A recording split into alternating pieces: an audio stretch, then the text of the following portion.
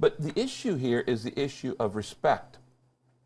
While I may disagree with you on your views on sexuality, it does not give me a right to demean you, to demoralize you, to defame you, to turn you into a demon.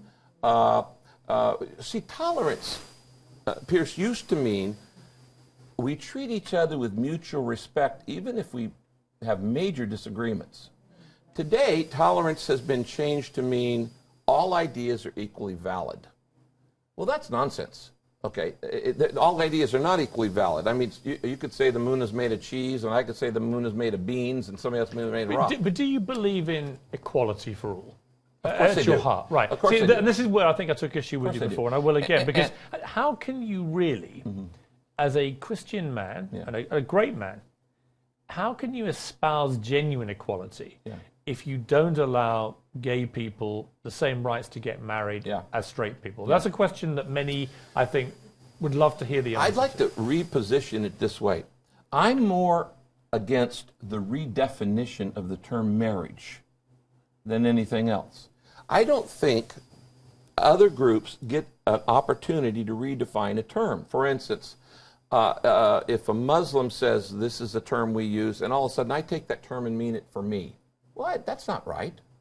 And I think historically around the world, the vast majority of people would say marriage means one man and one woman in a commitment. Don't take a term and make it something different. Orwell talked about doublespeak, where words mean the exact opposite of what they used to mean.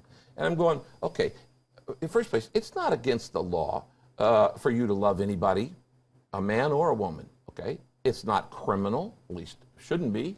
But when you start taking a term, then why are you taking that term? But that term is from the Bible, right? Well, certainly the Bible says God created marriage. Right. Yes. You see, my issue with that is there are many things in the Bible which simply today wouldn't fly. Well, I understand that you don't accept the Bible like I do. If you were to look at me in a lustful way, or any woman in this audience, according to the Bible, you should be stoned to death. Now, clearly we don't do that anymore. So there are a number of things in the Bible which seem very anachronistic. Yeah, okay, let me explain. And therefore, one more time I'm going to to keep here, because we're going to keep talking about this, I'm sure, for years to come. And eventually I'll beat you down. Oh, ye of little faith. Do you think you'll change? I mean, can you see, you're a man, I know, he has this incredible library, Rick Warren, literally one of the great libraries I've ever seen in my life, kept beautifully. You have all these books by all these great scholars. Many, many of them will have evolved their thought processes over things, depending on how they see things. Can you see a time when not just you, but other Christian preachers, and indeed the Catholic Church and others, say, you know what, actually real equality means everyone has the same right to get married, gay or straight? I cannot see that happening in my life.